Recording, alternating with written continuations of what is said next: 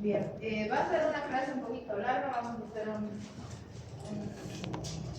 una pausita a la mitad, ¿sí? Porque son varios temas que nos han agrupado en uno, en dos en realidad, entonces todos los vamos a ver ahora. El primer tema se refiere al grupo HASEC, que engloba a 5 bacterias que forman este nombre, ¿ya? Y que se han agrupado sí, por la patología que producen, ¿ya? Les voy a dejar unas fotocopias de donde va a entrar el examen, porque no hay en el texto tal cual necesitamos en profundidad, ¿ya? Y el segundo tema se refiere a dos espiroquetas que son leptospiras picorreyes, ¿ya? Entonces, recomiendo que escriban, porque si no, les va a dar sueño. Vamos a hacer una pausita para estirarnos a media. ¿Ya? Entonces, es un grupo de bacterias gram negativas fastidiosas, quiere decir que son exigentes nutricionales, que son difíciles de crecer y de identificar, que pertenecen a la microbiota normal del tracto respiratorio alto, ¿ya?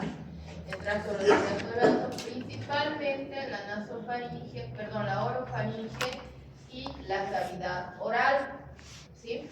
Entonces es esta la fuente de donde provienen las infecciones, ¿ya? No necesariamente son patógenos mientras están en la cavidad oral, ¿sí? Pero sí hay una solución de continuidad, una cirugía, una infección, un absceso, etcétera, pues van a ser responsables del 1 al 3% de las endocarditis. Es decir, que son bacterias que llegan a la circulación, pasan a la sangre, llegan hasta el endocardio y es donde producen la infección tanto en el endocardio como en las válvulas cardíacas, ¿sí? Pacientes que ya tengan una cardiopatía previa son susceptibles a infectarse con estas bacterias, ¿sí? Porque ya tienen arritmias o tienen prótesis, etc. Son de inicio de curso insidioso y retraso de diagnóstico que puede tardar hasta 3 meses, ¿ya? Dentro de las causas patógenas, los microorganismos causantes, los patógenos de las endocarditis infecciosas, tenemos acá en Norteamérica al grupo HASEC en verde oscuro, 3%, y acá en Sudamérica también el 3%, ¿ya? Entonces es importante tener en mente estos microorganismos cuando tenemos un paciente con endocarditis, ¿ya? Entonces, ¿quiénes pertenecen al grupo HASEC? Están 3 familias involucradas, ¿ya? Las Pasteurelacea, la Cardibacteriacea y la Neisseria. En la familia Pasteurelacea están pues todos estos géneros, pero los del grupo HASEC son el Agregatibacterium y el Haemophilus. Ya hemos visto Haemophilus influenza para influenza Ducrey también, ¿verdad? Entonces, vamos a ver que previamente esta H involucraba a unas 5 especies de Haemophilus, empezando por el parainfluenza. Ahora, esos otros Haemophilus pertenecen a otro género, ¿sí? Que es el Agregatibacter. Ahorita vamos a ver eso. Las de la familia Cardibacteriacea tenemos al Cardibacterium, y de la Neisseria es la C, ¿eh? La C de HASEC es el Cardibacterium, Y en la Neisseria está la Eikenella y la Kingella. Eikenella y Kingella. Entonces son Haemophilus, Aggregatibacter, Cardiobacterium, Eikenella y Kingella. Esta es una tablita de identificación bioquímica. Fíjense que hay demasiadas pruebas para realizar y para llegar a la especie. Esto es lo difícil de la bacteriología convencional en estos microorganismos fastidiosos y raros, ¿no? Que tengo que ver si crecen en agar sangre, si crecen en agar chocolate, si es oxidasa, catalasa, si requiere factores X y B como los hemófilos, si hacen reducción de nitritos, de nitratos, si es indol, si utiliza el indol, ureasa, ornitina de carboxilasa, ONPG, ácido a partir de glucosa más 2 de fructosa. Imagínense todas estas pruebas que tendríamos que hacer. Bueno, tenemos que hacer si no tenemos un equipo automatizado que nos haga todas estas pruebas o que identifique por espectrofotometría de masas. Entonces, aquí están todas las especies causantes de endocarditis que pertenecen al HACCP, ¿no? Menos Staphylococcus, que está aquí del colado, que a veces produce, ¿no? Entonces vamos a empezar por la H de Haemophilus. Esto ya lo sabemos, ya hemos avanzado, ¿sí? Haemophilus influenza, parainfluenza. En este caso hacemos énfasis en parainfluenza, ¿ya? Sabemos ya que son gram negativos, pequeños, pleomórficos, inmóviles, no forman esporas, son aerobios o anaerobios facultativos y pueden ser capnofílicos, algunos, ¿no? Utilizan factor X y B, o 10 y 5 si quieren, ¿no? El 10 hemos dicho que es el factor M o protoporfirina, y el B que es el NAD, ¿verdad? Entonces, para ser hemófilos necesita uno o dos, por lo menos, de estos factores que se encuentran en la hemoglobina, ¿verdad?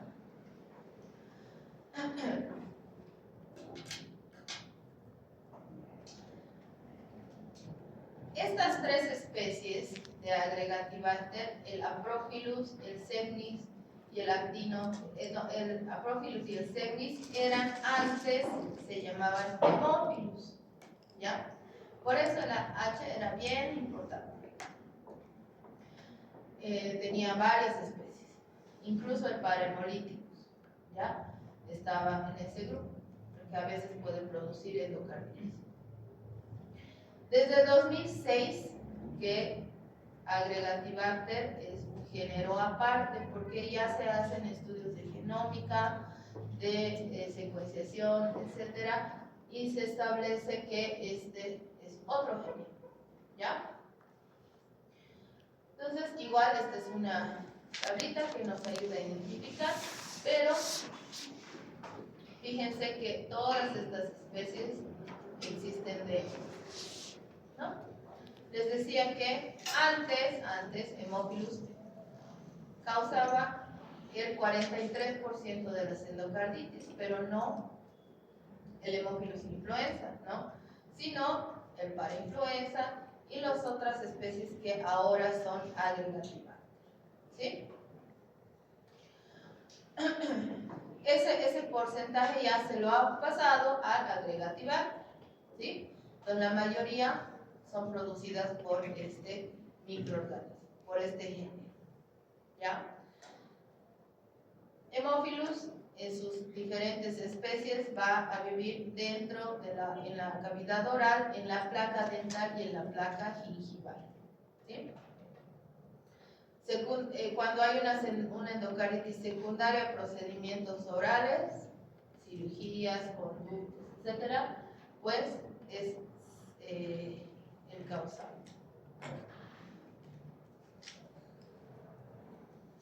Hay el grupo de Haemophilus influenza que son dependientes del factor X, el de parainfluenza independientes del factor X, y tenemos el Haemophilus ducre. ¿Ya? Entonces, fíjense, estos que son los dependientes o los del grupo de la influenza, está el Aegyptus, el Hemolyticus y el Intermedius, ¿no? Y en los del grupo para influenza está el Birmania. También tenemos estos otros, el Parahemolíticus, Paraprohemolíticus.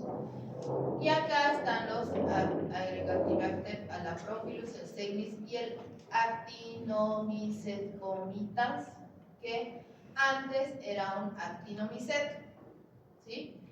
Ahora igual está en este grupo de los Agregatibacter. ¿Ya?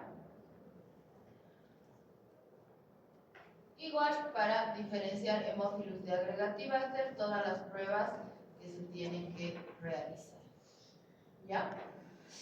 En el caso de Haemophilus para influenza, sintetizan el grupo M, son dependientes del factor B del NAD también, ¿sí? Tiene una evolución subaguda con vegetaciones en el endocardio. Las vegetaciones son como unos crecimientos irregulares, ¿verdad? Y émbolos. O sea, ustedes saben que el corazón bombea y la sangre va circulando con una fuerza, ¿verdad? Esa sangre, cuando se choca con algo que no es liso, como la pared normal del corazón, pues hace turbulencia, y esas turbulencias y esas irregularidades que hay dentro del endocardio causan los coágulos o los trombos, ¿sí? Es más común en adultos jóvenes por los procedimientos odontológicos y un mes después, más o menos, del procedimiento, ¿sí? Y va a ser más frecuente en válvula mitral. Tenemos al Agregatibacter, hemos dicho de la familia Pasteurelacea. Tenemos las tres especies, Actinomycetcomitans, Aprophilus y el Segnis. ¿Ya? Entonces, esta es la línea de tiempo de cómo ha llegado a ser, cuándo se ha descrito, ¿sí? Ha aislado Actinobacillus actinomycetcomitans de unas lesiones en asociaciones con actinomyces. Fíjense, en 1912. Después se han encontrado lesiones también en esto no sé qué,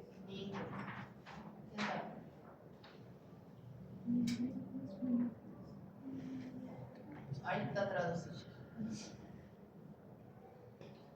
Hall describió a Agregatibacter como un organismo que puede causar enfermedad en humanos. Después se ha descrito como parte normal de la microbiota oral, ¿sí? Después ha sido Mitchell y Gillespie los primeros en acreditar, identificar a este Agregatibacter como infeccioso, ¿no? Después se ha identificado en la placa dental. Después se ha relacionado con periodontitis juvenil, se ha descubierto su leucotoxina, que ahorita vamos a ver, y después se ha secuenciado el genoma completo de este Agregatibacter en una arteria carótida. De ahí se ha encontrado, ¿no? El género se ha creado para reasignar los que eran Actinobacillus y Haemophilus. Secuencia con 16, con ribosomas 16 se han agrupado de esta forma, ¿sí?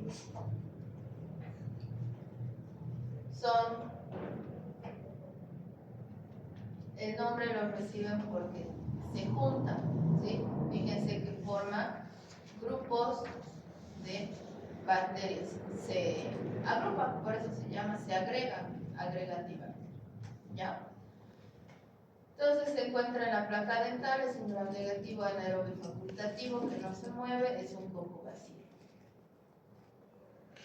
se encuentra Agregatibacter actinomyces comitans junto con los actinomyces en abscesos orales. El Paradophilus es comensal y el Semnis está asociado a endocarditis, bacteremias y pielonefritis.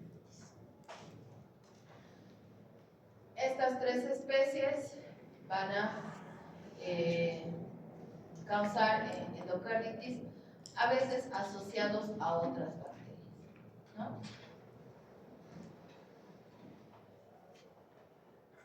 Casi siempre, entonces, vamos a encontrar más frecuentemente esta bacteria, ¿no? Hay tres grupos de factores de virulencia de la agregativa, ¿sí? Los que promueven la colonización para que se adhieran al tejido del endocardio, adhesinas, simpacinas, bacteriocidas y la resistencia a los antibióticos.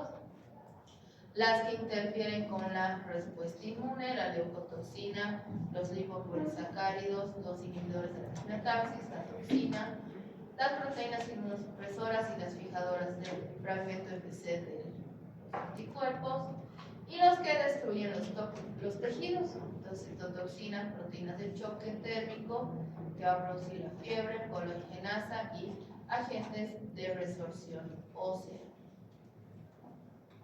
Y aquí tienen, y como ustedes sacan foto a todo, no se los voy a leer, si no nos vamos a eternizar. Las adhesinas, ¿qué es lo que hacen? La adherencia que tienen en las fimbrias, ¿no? Que van a adherirse al tejido, las vesículas formadas por los polisacáridos, las invasinas, ¿sí? Que se van a unir a los receptores de transferrina, las bacteriocinas que van a evitar, o sea, van a formar competencia con otras bacterias, entonces para quitarle nutriente a otras bacterias, y listo también. El 30%, esto es bien importante, de Agregatibacter son resistentes a la penicilina, ¿ya? Cuando nosotros tenemos sospecha de fiebre reumática o endocarditis por Streptococcus pyogenes, ¿cuál es el tratamiento? Penicilina. Y si no realizamos bien el diagnóstico, pues va a fracasar nuestro tratamiento, ¿no? También ¿qué tipo de resistencia a la penicilina tiene? Por alteraciones de la PBP, o sea, una resistencia no enzimática, es alteración de sitio blanco, que son las proteínas fijadoras de la penicilina. Y también el 82% son resistentes a la tetraciclina, ¿no? Entonces esto es bien importante. Yo puedo hacer un antibiograma y esto me sirve de diagnóstico. Si me sale resistente, digo, entonces sí es agregativa. Son resistencias naturales que tiene esta bacteria. ¿Ya? Tenemos acá las leucotoxinas de la bacteria y su acción bien detallada. ¿Sí? Entonces aquí están los polimorfos nucleares, liberan las enzimas para destruir el tejido, y también los linfocitos,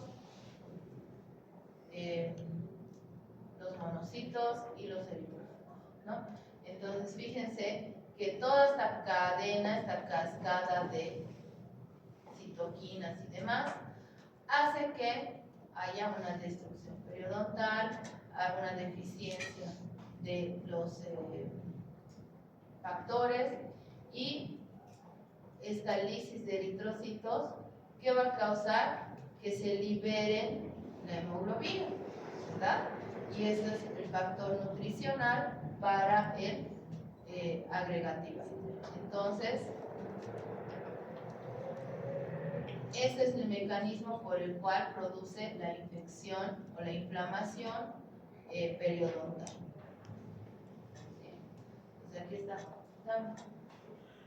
¿Están todos en la pista?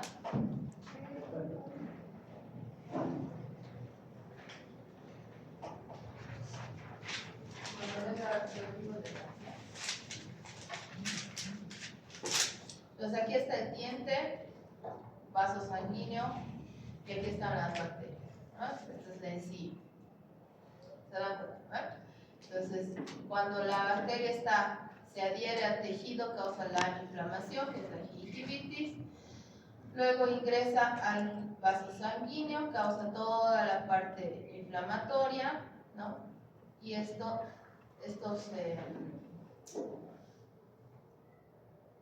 glóbulos blancos, neutrófilos, etcétera, pasan del vaso al tejido, ¿verdad? Para la inflamación. Pero como es una leucotoxina, mata a los leucocitos, ¿no? Entonces, y todo eso libera más proceso inflamatorio y ahí es cuando se produce la inflamación de la encía y luego del periodonto. ¿Ya? También tenemos los oligopolisacáridos, ¿no? Que tienen todos los gram negativos, el lípido A, el oligosacárido del núcleo, etc. Y las proteínas fijadoras de complemento, que lo que van a hacer es reducir la fagocitosis en 90%. Entonces, fíjense que es altamente invasiva esta bacteria y virulenta.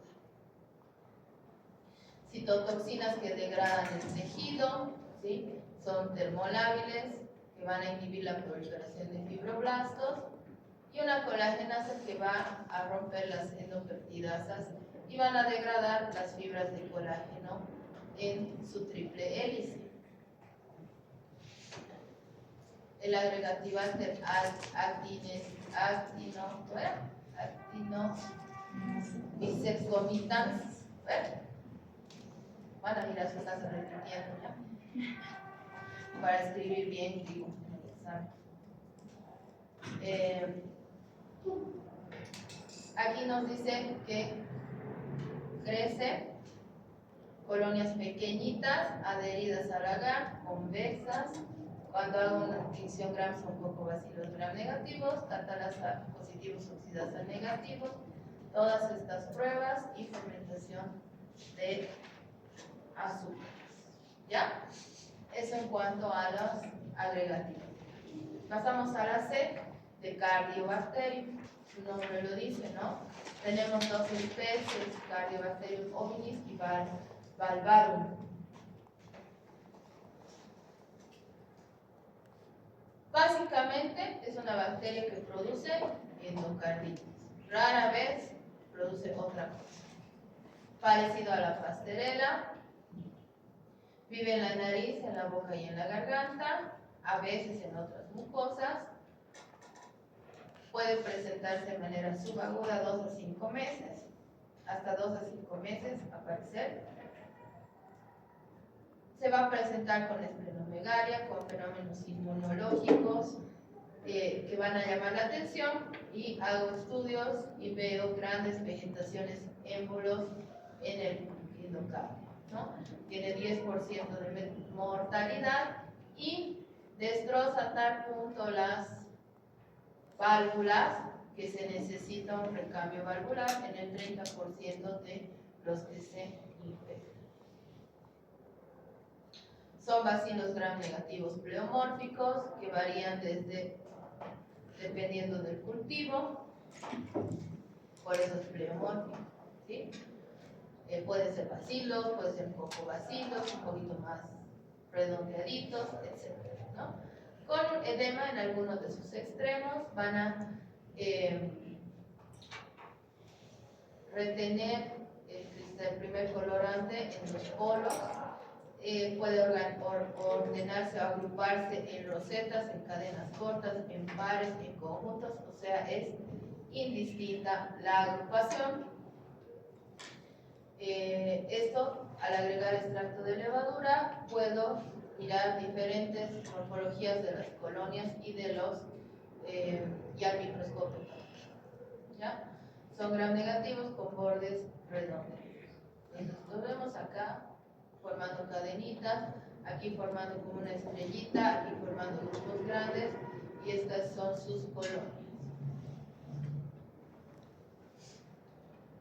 Se necesita incubación en humedad de 3 a 5% de CO2 para favorecer el aislamiento, 3 en agar-sangre, 48 a 72 horas. Es un ambiente rico en CO2, o sea, en jarrita con vela, colonias de 1 a 2 milímetros, y el bárbaro es más exigente, ¿no? Y Ovinis puede producir una hemólisis. Es oxidasa positiva, catalasa negativa, indol positivo, y esta reacción del fenilfosfonato no se realiza, nosotros no lo realizamos, pero dice que es la que sirve para identificar, en la que es positivo el Ovinis y negativo el bárbaro, ¿ya? Básicamente, para identificar esta bacteria necesito espectrometría de masas, tipo maldito para identificar, ¿ya? PCR del 16S, eso es básicamente la secuenciación, ¿no? Fíjense que acá encontramos al bárbaro y al Ovinis, ¿no? Aquí están los bárbaros, diferentes cepas, y al Ovinis.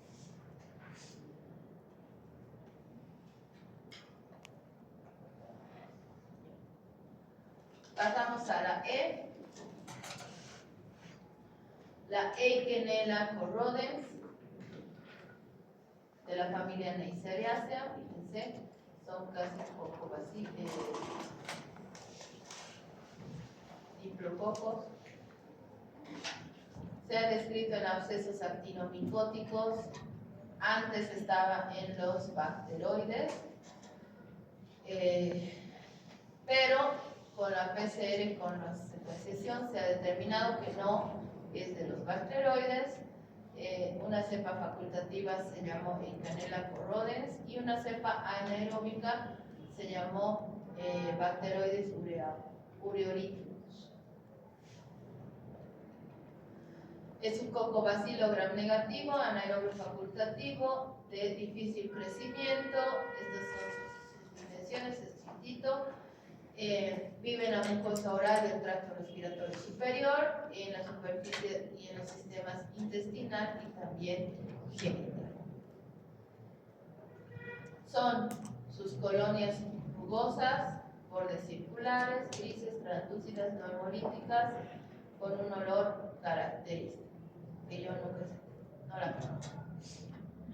Las pruebas principales: tenemos oxidasa, catalasa y sensibilidad al cianuro de potasio. Los factores de virulencia: tenemos el lipopolisacárido, que es endotoxina, ¿no? Y hemaglutinina. El glucocálix, que no le sirve de adhesión, pero sí es pegajoso entre ellos. Las porinas, que liberan enzimas lisosomales, ¿no? Disminuyen la actividad del complemento. Las adhesinas, como la lectina, y los pilis, que también son adhesinas. Entonces aquí está uno por uno: el lipopolisacárido, el glucocálix, que forma el biofilm, que le ayuda a formar el biofilm en la membrana celular, y está constituida por exopolisacáridos y es inmunosupresor. Las proteínas de membrana externa y los pilis, que también le ayudan a adherirse. El complejo de adhesina semejante a la lectina, ¿no? Va a ayudar a la adherencia de la bacteria, y está en las células, esta lectina está en las células epiteliales humanas, por lo que va a ser semejante y va a ser un antígeno, ¿no? Otros mecanismos de virulencia: tenemos que degrada el colágeno, activa la prolina y evade la respuesta inmune. También forma grupos, ¿no? Parte de, como colonización, tiene un factor de agregación salival del molábil, ¿sí? Tiene interacción con otras cepas, por eso se encuentran en conjunto con otros causando los abscesos, y tiene diversidad clonal, lo que hace que sea más virulento, ¿ya? Entonces acá tenemos otros mecanismos, variación de la morfología de las colonias, actividades enzimáticas, agregación, interacción con Streptococcus milleri, anginosus constellatus intermedios. Todos estos son microorganismos cariogénicos. ¿Ya han visto los odontogénicos? Sí, ¿no ven? Entonces está dentro de los streptococos cariogénicos. Y les decía que hay diversidad clonal, por lo que algunas cepas son más virulentas que otras. Se aísla cuando se puede. Es muy difícil, ¿sí? En agar sangre se pueden diferenciar las colonias a veces. Puede haber movilidad, resistencia a la clindamicina nos sirve para identificar, y las pruebas bioquímicas que hemos visto más adelante, Y también se puede hacer con medios de cultivo selectivos, buscar hacer PCRs o sondas de ADN. ¿Ya? Pasamos a la K, Kingella kinge, descrita por Elizabeth King en 1960 en el CDC. Se ha aislado secreciones respiratorias, sangre, hueso, líquido articular. También estaba en el género Moraxella, se llamaba Moraxella kingi. Después se separó de su propio género y se renombró como Kingella kingicae. ¿Ya? Entonces, aquí está cuando era Moraxella, después se pasó al género Kingella.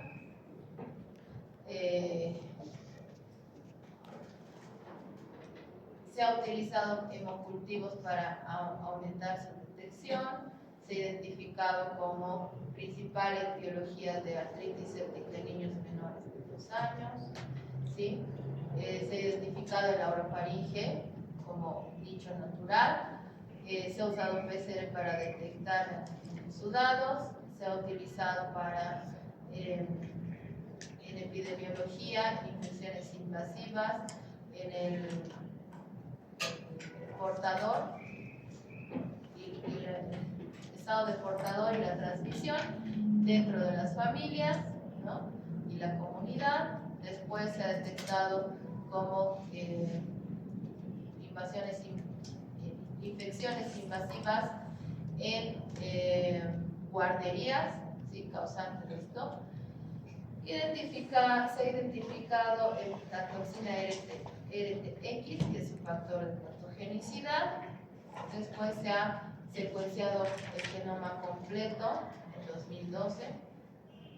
Se identifican las diferencias en virulencia en tejido entre diferentes cepas de Kingella.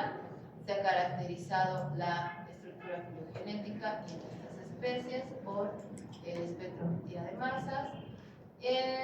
Y aquí se ha identificado que tiene una beta-lactamasa, ¿no? Hay clones que tienen beta-lactamasas, y se ha identificado el polisacárido en su cápsula, ¿no?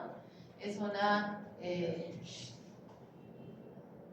sola especie, la Kingella kingicae, si quieren.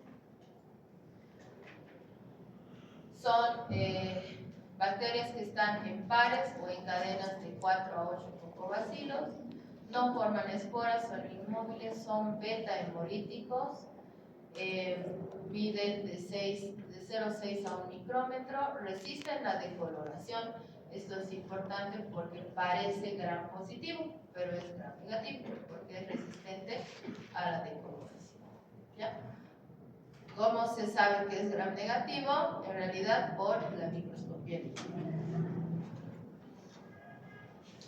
Insana era lo facultativo, decíamos, va a crecer en agar sangre, chocolate o agar Columbia, con sangre. El Tiger Martin también no va a crecer en Maconje ni en Krieger, mejor crecimiento en 5% de CO2, y las colonias tienen hoyitos en el medio de cultivo, o sea, dejan una excavación en el medio de cultivo cuando retiro la colonia. Puede producir 3 tipos de colonias, unas dispersas, unas no dispersas y unas en forma de domo singular. Sus factores de virulencia tenemos los pilis tipo 4 o los genes de estos pilis son el pil S o el pil R. Tenemos otros genes que codifican otras proteínas. Y acá tiene una cápsula polisacárida. Sabemos que la función de la cápsula es proteger o evitar la fagocitosis. Es una cápsula polisacárida parecida a la del Actinobacillus pleuropneumoniae, que es un patógeno en los cerdos. Tiene otro polisacárido, que es el PIC 181 de cepas invasivas. También tiene este polisacárido tiene N-acetilgalactosamina y ácido 3-deoxi de mano, octa 3, esto no tiene. Ya. Gracias a Dios, no somos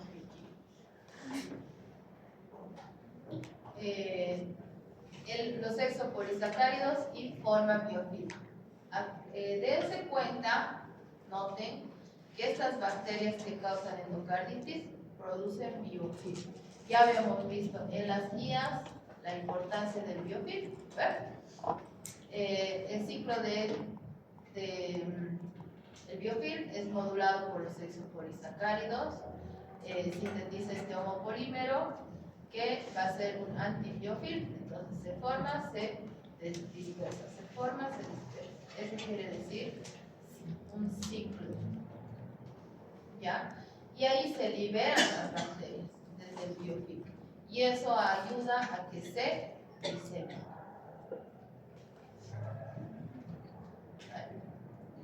Ya no va a hacer. No me digas que se está acabando.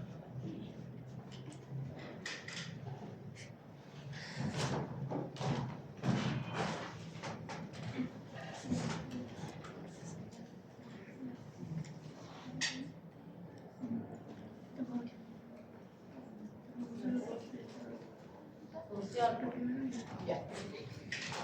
La toxina de la Shigella, voy a ir al otro. La toxina de la Shigella es la toxina RTX, que se encuentra en un gen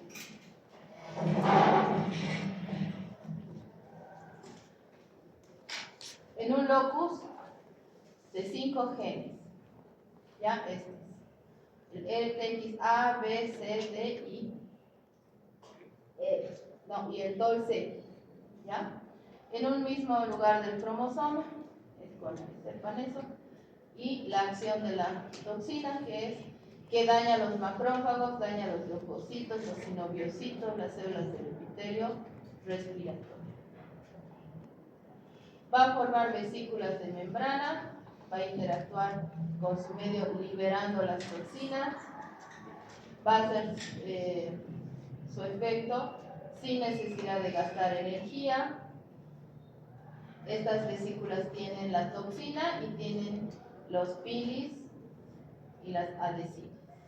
Estas vesículas son hemolíticas, son leucotóxicas y a respuesta a esto, la célula va a sintetizar el factor estimulante de colonias de granulocitos y la interleuquina 6. Entonces, la Shigella, mediante su toxina, destruye a los leucocitos y a los eritrocitos. ¿Ya? Es muy difícil recuperarla de la faringe. Se necesitaría un medio selectivo, que es un agar sangre más 2 microgramos de vancomicina. ¿Sí? ¿Por qué? Porque es resistente a la vancomicina. ¿Ya? Y por medios moleculares, pues vamos a hacer PCR detectando los genes de la toxina. Eso es lo más fácil. Y se pueden detectar hasta 30 unidades formadoras de colonias, que son más sensibles que la PCR. ¿Ya? Párense, estírense. Las borrelias son espiroquetas que van a causar fiebres epidémicas, fiebres endémicas, Borrelia recurrentis, Borrelia burgdorferi, y las leptospiras, después las vemos, la interrogas. ¿Ya? Causan la enfermedad de Lyme, ¿sí? La enfermedad de Lyme, que se describió en 1975, ¿sí? En niños que tenían artritis, y se llama enfermedad de Lyme porque esa ciudad, en Connecticut, Estados Unidos, es donde se observó por primera vez, ¿no? 5 años después, el investigador Burgdorfer descubrió que era la espiroqueta la causante de la enfermedad. Por lo tanto, la enfermedad de Lyme se describió que es una enfermedad infecciosa causada por una espiroqueta transmitida por garrapatas. Por eso en la portada estaba la garrapata, ¿no? Y dependiendo de las manifestaciones clínicas, pueden ser dermatológicas, reumatológicas, neurológicas y cardíacas. ¿Ya? Entonces tenemos aquí la borrelia, que causa la fiebre recurrente epidémica, que es la Borrelia recurrentis. La fiebre recurrente epidémica puede ser causada no solo por Borrelia recurrentis, sino por otras especies. Y la borreliosis de Lyme, enfermedad de Lyme, se produce por Borrelia burgdorferi, Garini y Afzeli. ¿Ya? Vamos a hablar de recurrentis y burgdorferi. Las borreliosis son causadas por la Spirocheta borrelia, que tiene más o menos 12 especies, que causa la enfermedad de Lyme. ¿Sí? Hay 40 especies causantes de fiebres recurrentes, pertenece a la familia de Spirochetaceae, ¿sí? Donde están también los treponemas, ¿verdad?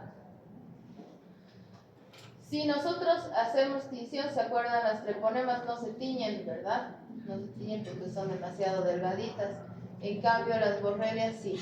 Las borrelias sí tienen pared gram negativa y se tiñen con bien suavito, pero con gram se puede teñir, ¿no? También con Giemsa o con Wright, porque se encuentran en la sangre, ¿no? En estas personas con fiebre recurrente las vamos a encontrar entre los eritrocitos. Fíjense, aquí está. ¿Se acuerdan que los treponemas tienen ondulaciones simétricas, como la espiral de su cuaderno? En cambio, las borrelias tienen ondulaciones asimétricas, unas grandes, unas chiquitas, más planitas, ¿ya? Son altamente móviles y su pared es gram negativa, ¿ya? Dependiendo qué vector utilizan, también se clasifican las infecciones, ¿sí? Fiebre epidémica, piojo del cuerpo, ¿sí? Pediculus, ¿ya han visto? Todavía parásitos, exoparásitos, ¿no? Ya, Pediculus humanus, ¿ya? Pediculus humanus, el piojo del cuerpo. Fiebre endémica, ¿sí? La garrapata suave o la blanda, no suave, blanda, ¿sí? Soft. Y la enfermedad de Lyme se transmite por la garrapata dura, ¿ya? Entonces hay dos estas garrapatitas tienen como un escudo, si quieren como un caparazón, chiquitito, ¿sí? Duro, de queratina. Entonces es bien difícil aplastarlas, matarlas, porque es duro, son duras. Entonces por eso se llama garrapata dura, y la otra es garrapata suave, de hecho blanda. ¿Y quiénes son los reservorios de la fiebre epidémica? Los humanos.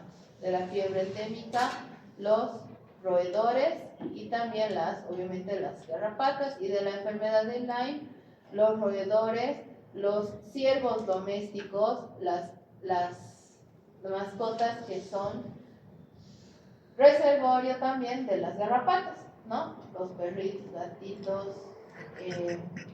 y en Estados Unidos los venados, ¿ya? Los ciervos.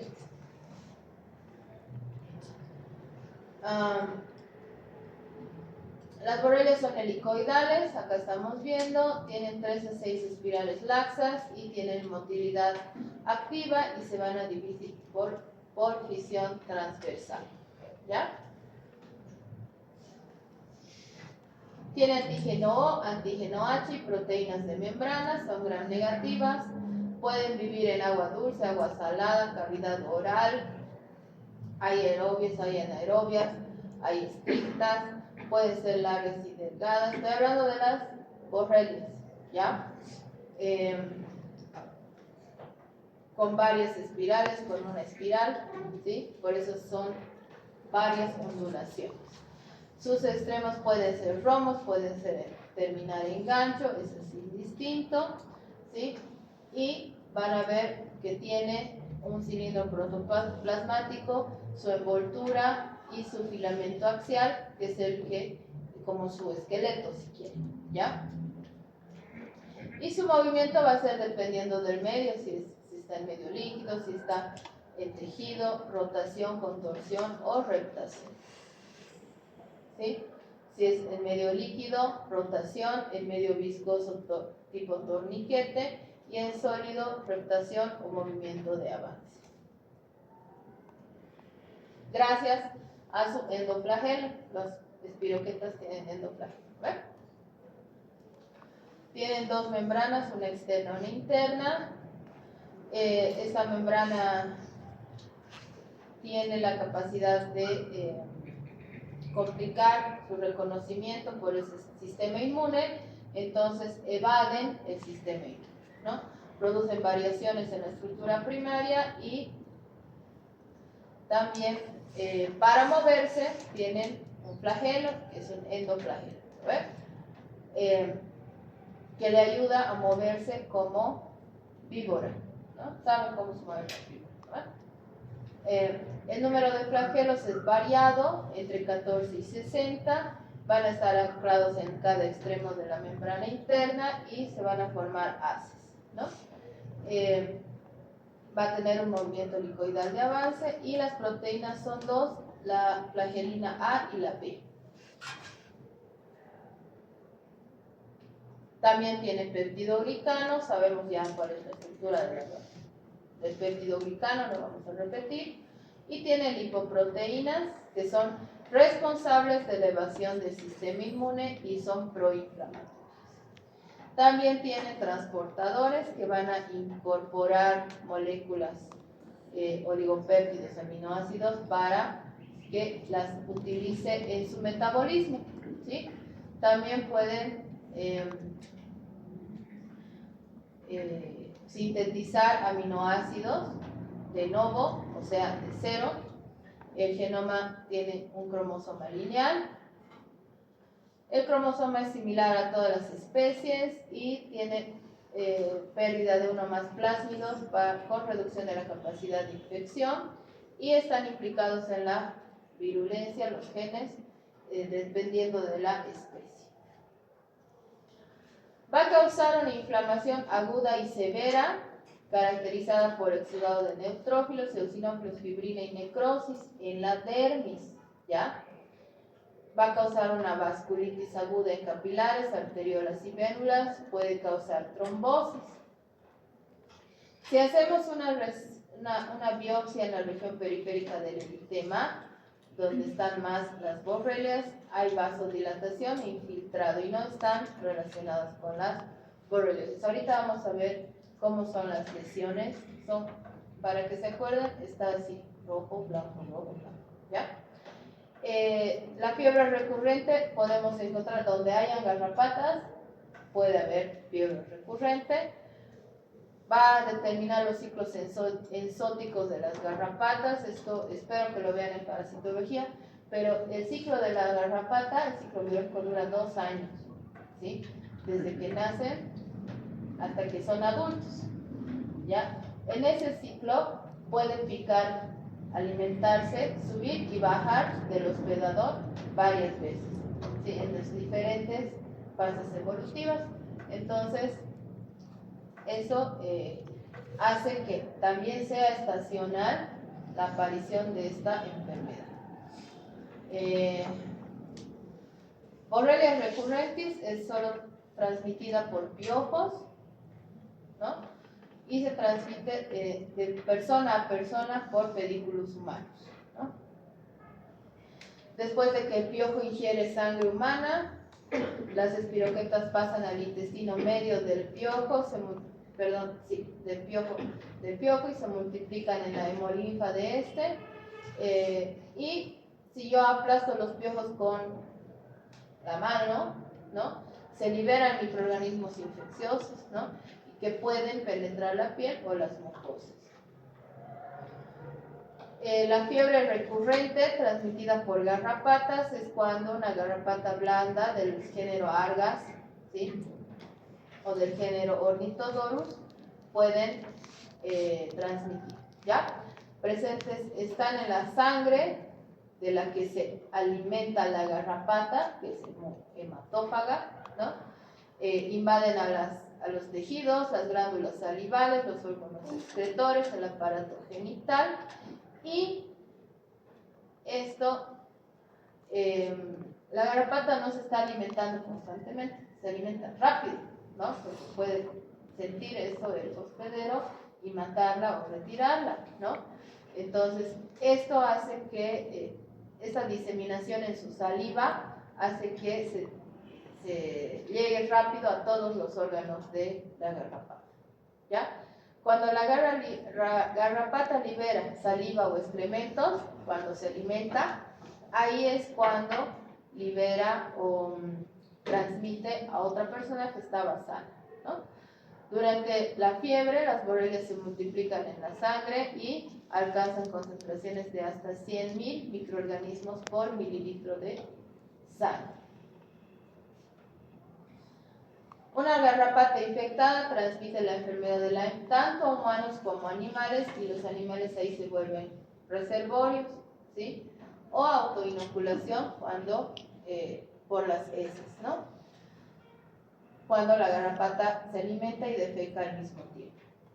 Las que permanecen en el cuerpo por más de 12 horas, seguro que van a transmitir la enfermedad. El riesgo es de 48 a 72 horas después del contacto. Y las garrapatas permanecen en el cuerpo sin que la persona se dé cuenta y ni se nota, a veces ni se dan por enterados que les ha picado, ¿sí? Son bien pequeñitas. Esto es la lesión, esta es la lesión característica de la borreliosis, ¿sí? Se llama eritema, ¿dónde está? Eritema, ahorita les digo, Diana, algo así. La presencia de la bacteria en sangre va a causar alteración de conciencia, adinamia, petequias, que son las manchitas hemorrágicas en la piel, dolor a la palpación abdominal, va a tener hepato y esplenomegalia, menos frecuente rigidez de nuca, tos, etc. La fiebre se llama recurrente, ¿verdad? Porque la fiebre baja, puede haber taquicardia, taquipnea, inicia y termina en forma brusca de 3 a 6 días, y después puede haber shock, hipotensión, muerte, y el exantema puede ser macular o vacular, ¿ya? De 7 a 10 días de fiebre, los síntomas aparecen de nuevo, la duración y la intensidad disminuye, la fiebre recurrente en el embarazo va a asociarse a mayor mortalidad y morbilidad infantil y se tiene que diferenciar de las dermatofitosis.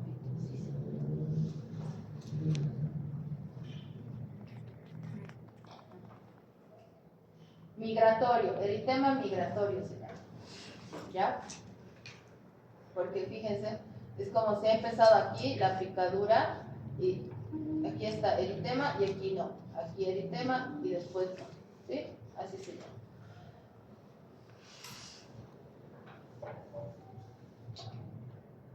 El paciente va a tener un dolor muscular, dolor articular, cefaleas, escalofríos, fiebre, fatiga, adenopatías, esprenomegalias, ¿sí? Puede pasar a las articulaciones, al corazón, ¿sí? Y después de semanas o meses pueden experimentar taquicardia irregular, o sea, a veces tiene, a veces no tiene. Dolor e inflamación de articulaciones como en las rodillas, anomalías en el sistema nervioso y daño permanente de las articulaciones, ¿sí? A ver, es el eritema migratorio, ¿sí?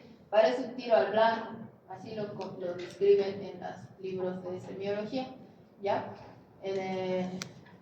Aquí está la picadura, a degustar, blanco, rojo, ¿ya? Para diagnosticar la borreliosis de Lyme tenemos que hacer tinción GIEMSA de sangre periférica e identificar a la bacteria. También se puede hacer PCR, inmunofluorescencias, inmunoanálisis ligados a enzimas, o sea, la ELISA. Para diagnosticar por laboratorio tengo que tener un aislamiento de Borrelia, una identificación, un ELISA positivo o un aumento de anticuerpos, ¿ya? Para prevenir, obviamente, evitar la picadura de las garrapatas, estar en zonas endémicas donde hay enfermedad de Lyme, sobre todo en primavera y verano, donde más garrapatas que transmiten existen, ¿ya? La dosis única de 200 de doxiciclina en los días siguientes después de haberte dado cuenta que te ha mordido la garrapata. Usar ropa clara, botas altas, guantes y repelentes para evitar que la garrapata suba, ¿no? Porque están en el suelo. Encuentran el mamífero y se suben, ¿no? Buscar todo el cuerpo buscando garrapatas, retirarlas de forma adecuada con pinza especial y desinfectar porque también puede haber sobreinfección, ¿sí? Medidas de control ambiental para desparasitar los reservorios, que son los animalitos, y el uso de pesticidas y acaricidas. ¿Ya? La última y nos vamos. Las leptospiras son otras espiroquetas, ¿sí? Tenemos dos especies, principalmente interrogans y biflexa. Fíjense la cantidad de serotipos que existen, pero a ver, son en general 3 géneros, 17 especies. Acuérdense de interrogans y biflex, punto. En este caso, las leptospiras no tienen ondulaciones, tienen angulaciones, ¿sí? Como los dientes de un serrucho, ¿ver?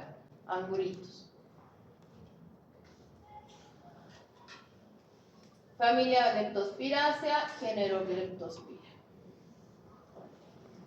Tienen en extremos de gancho, ¿no? Son espiroquetas delgadas, enrolladas, con 2 flagelos periplásmicos.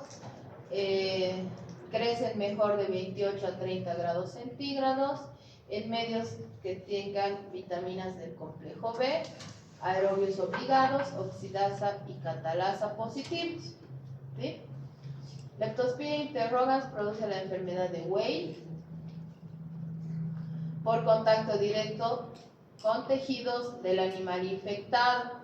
el animal infectado es generalmente el ratón, ¿sí? Por eso estaba en la carátula, el ratoncito, ¿no? Está en la orina del ratón y sabemos que, y en las heces entonces, puede diseminar donde hayan ratones, hay orina de ratón, ¿no? Y estar en contacto, pues, puede contaminar el agua y el suelo. Son pacientes que van a tener ictericia, hemorragia cutánea, fiebre, escalofríos y dolor muscular. ¿Ya? Es un periodo de incubación entre 22 y 20 días. En la primera semana hay leptospiras en sangre, después pasa líquidos cefalorraquídeos, después en la orina de los reservorios, en la orina de las personas.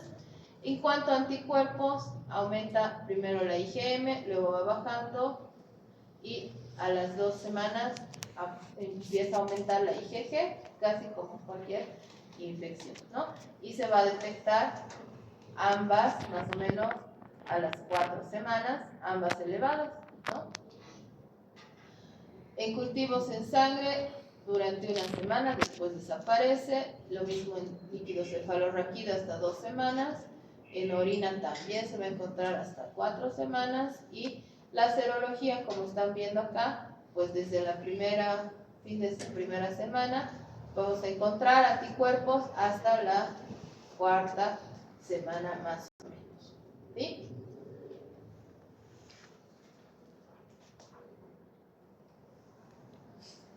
La leptospirosis es una enfermedad de vigilancia y notificación obligatoria en nuestro país. Se llama caso sospechoso a una persona que haya tenido antecedente de contacto animal con animales que realicen actividades que lo pongan en contacto y presenten sintomatología sugestiva de la enfermedad. Un caso probable es un caso sospechoso con laboratorio presuntivo que puede ser ELISA o microaglutinación. Un caso confirmado es un caso probable con prueba confirmatoria avalada positiva para leptospira. Y un caso descartado es un caso probable que su prueba de laboratorio ha sido negativa.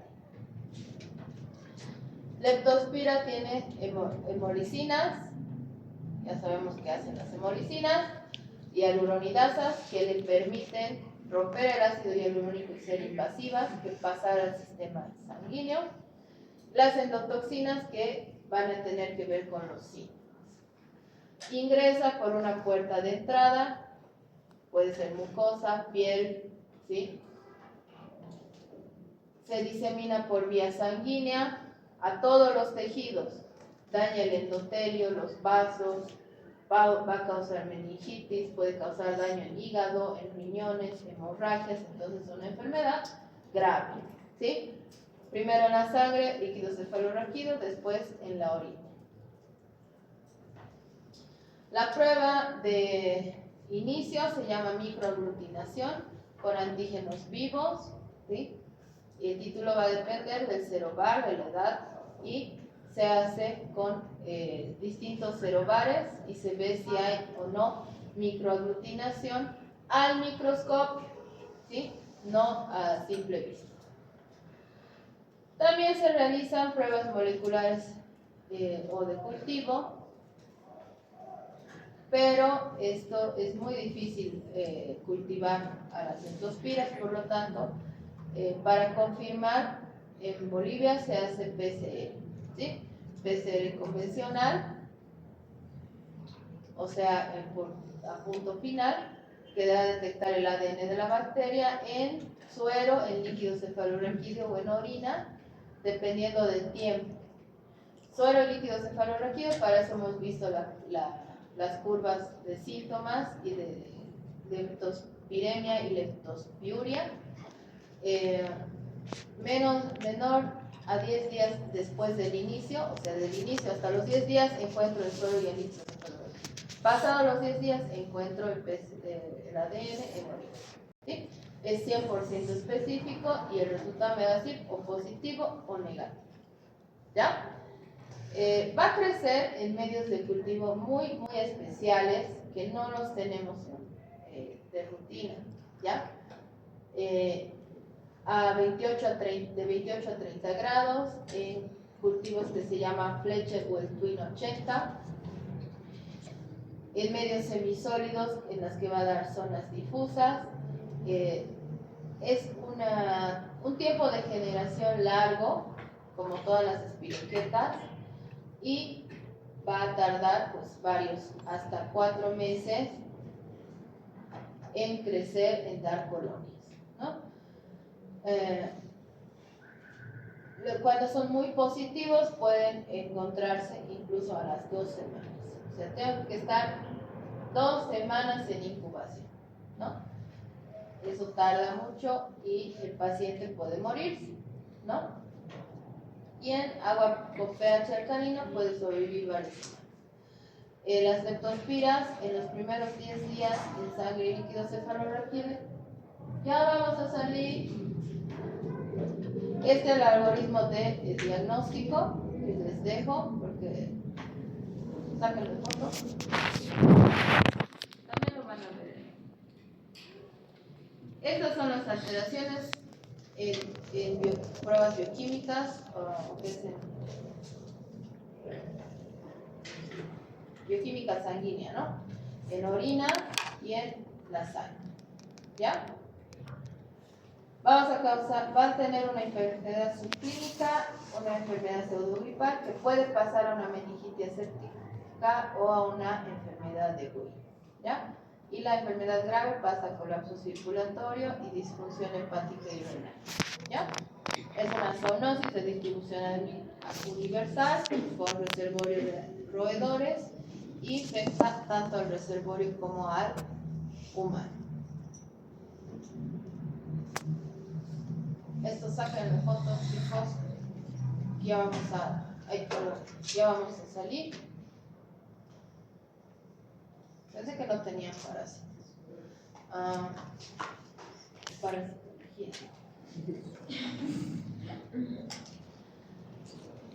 Principalmente va a ser una enfermedad que causa ictericia, entonces se va a diferenciar de la fiebre amarilla en nuestro medio y de las antivirus, ¿ya?